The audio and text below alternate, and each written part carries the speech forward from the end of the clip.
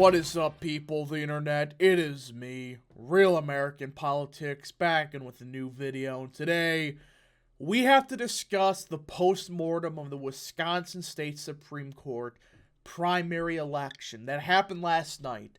And also discuss how pathetic many people on the right have gotten. Look, sometimes I got mad that my candidates didn't win, but I never went around saying, I hope he wins if he's in a competitive seat. I hope he loses. Yeah.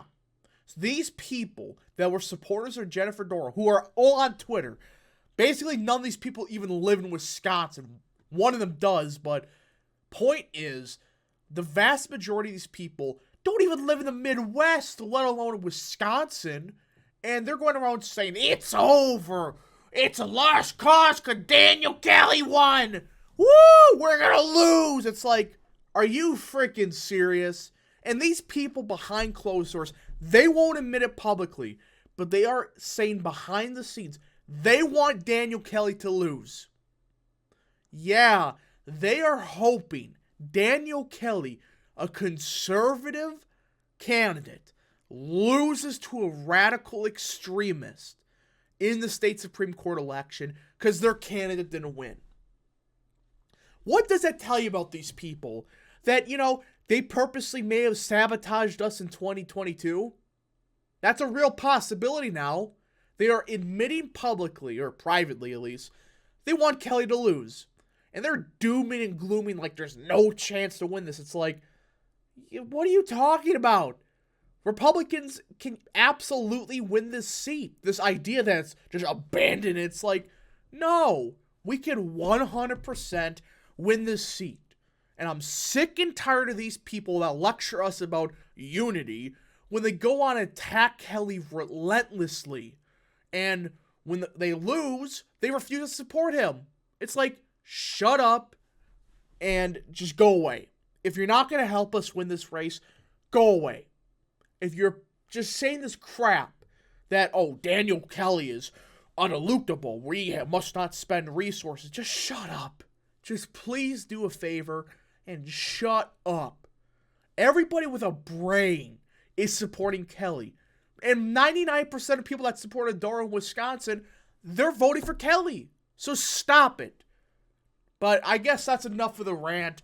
Let's get into the post-mortem video right now. Now, before I forget, of course, I hope you enjoy these type of videos. If you do, smash the like button down below. Subscribe.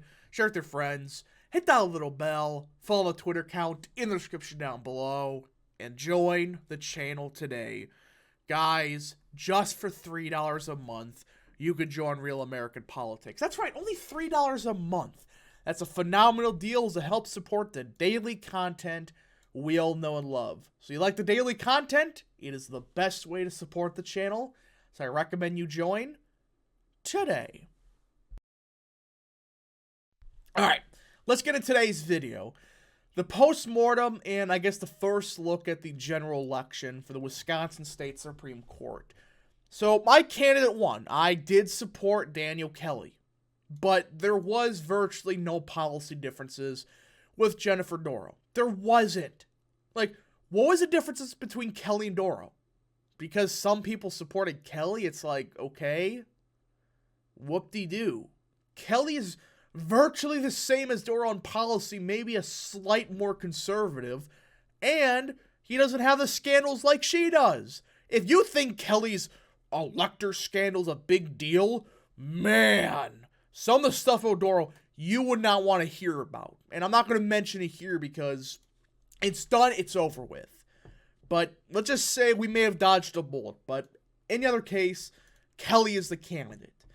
Now, people are freaking out because Democrats, liberals, leftists, whatever you want to say, they voted majority for Everett Mitchell and Pradinsky. That means around 53.9% of the electorate voted for the two leftists.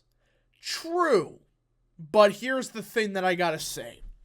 People that just assume this automatically means leftist or the liberal is gonna win by 10 points. No. Could she win by 10? Yeah.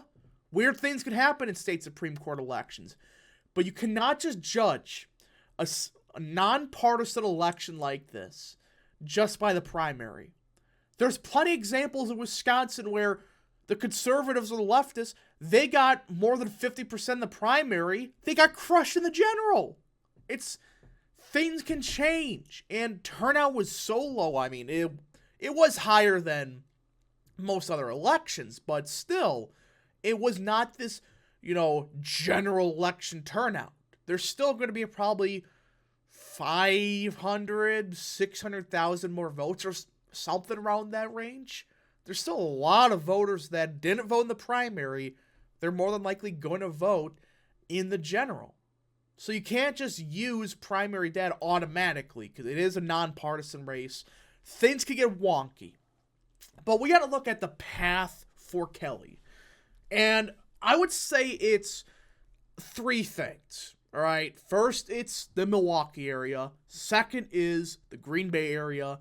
Third is the Driftless / Northern Woods. These are the three areas. Absolutely, absolutely, absolutely. You have to hit your marks in. Now, what am I talking about? Well, you go to 2022, and this is what I would say you need to win. First of all, in the WOW counties, you have to do probably a point better than Ron Johnson in the WOW counties, and probably a point better in Milwaukee. But in total, if you do a couple points better in the Milwaukee area, including Racine and Milwaukee County, and of course the WOW counties, you're in a significantly better situation. You don't have to do 15 points better. Just, if you're Kelly, you want to do 1 to 2 points better. And there was some signs that he may be able to do that. I mean, Republicans did outvote Ron Johnson in Waukesha. Outvoted him by Washington, I believe. Yeah, they slightly outvoted him there. And I believe in Ozaukee, similar deal. They slightly outvoted Ron Johnson. In Milwaukee, we did a lot better than I thought we were going to do. We got around 31, 32%. Racine, we got around 55%. You start doing the math, it's like, yeah, we did outperform Ron Johnson in the Milwaukee area by roughly a point. Now, this is the thing, though, I got to say that may make some people skeptical. This is a primary. Things can absolutely change. I'm not saying we're for sure going to get 64, 65%. And could Doro have played a part in this? Yes. But people seemingly forget that Kelly is currently in Waukesha. That's where he's from. Or I should say, that's where he's living. He lives in a more rural part of Waukesha, but still, he is mostly from this area. And we do got results in the past to say that Kelly, he probably could outperform Ron Johnson by a point in this region. I mean, you look at Waukesha, and Daniel Kelly got 61.5% in 2020. You know, when there's a Democrat primary and he lost by 10, he still got 61.5%. Milwaukee, he got 32.5%, a couple points better than Ron Johnson. Ozaukee, 56%. Washington, 68%. So roughly speaking, considering the fact that it was a D plus 29 electorate and Kelly, lost by 10 points, he actually significantly did better in the Milwaukee area when you do the math. This is what I'm saying, everybody, that Doro probably would have done a point or two better in this region than Kelly. But he's not going to do that much worse than her. I mean, in the past, he did do pretty good.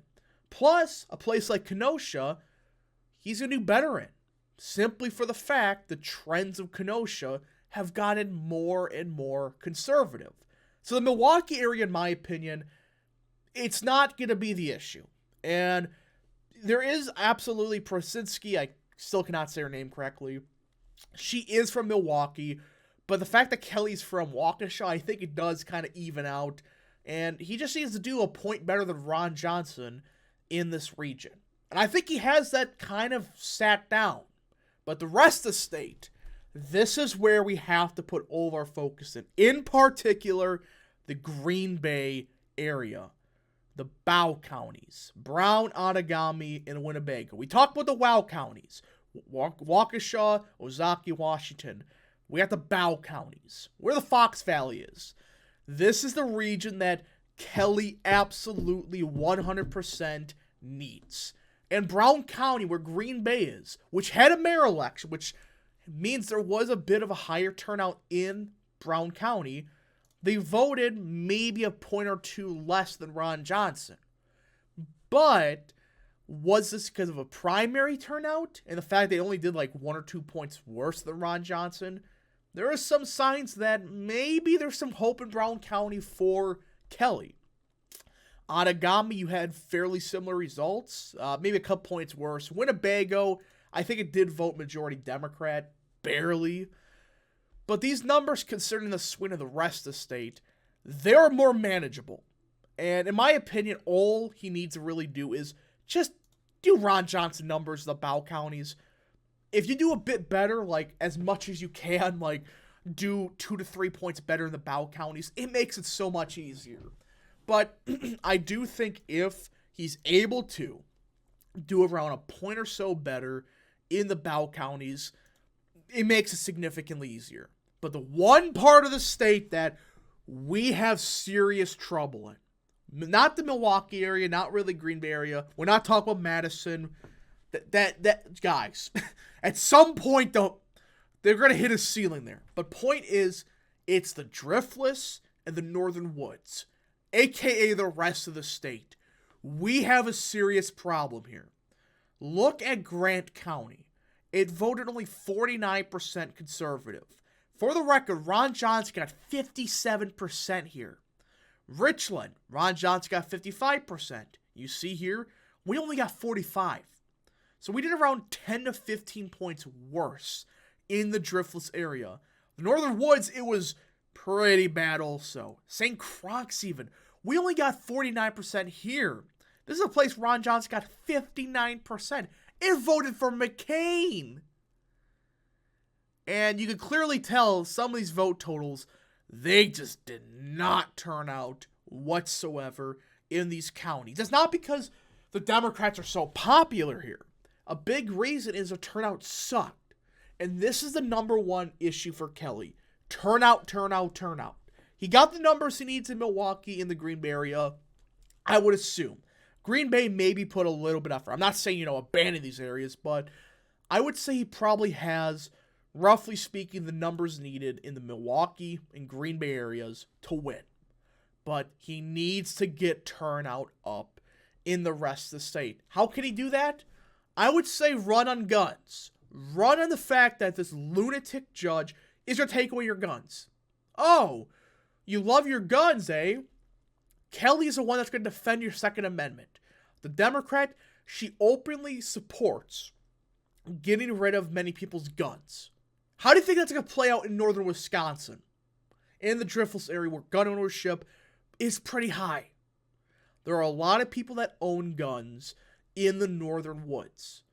That's the number one thing that can get people turned out. You take away their guns, suddenly you see these people that never vote, they suddenly want to vote. But also there are a couple things that will help Kelly this April. There is a referendum on cashless bail. Essentially, that's going to hurt Democrats bad. Because if they support, getting rid of cashless bail, well, let's just say some of those numbers in a place like Waukesha, it's not going to be pretty. At the same time, if they support keeping cash bail, then suddenly a lot of these progressive lunatics, they're like 1% in the party or anything like that, they're going to bail. They're like, screw you, we're not going to vote. You support this racist system. It's like, okay. But point is, there are positives for Kelly's campaign going forward. But it's all going to come down to rural turnout. And in hindsight, Kelly may be the best option for that.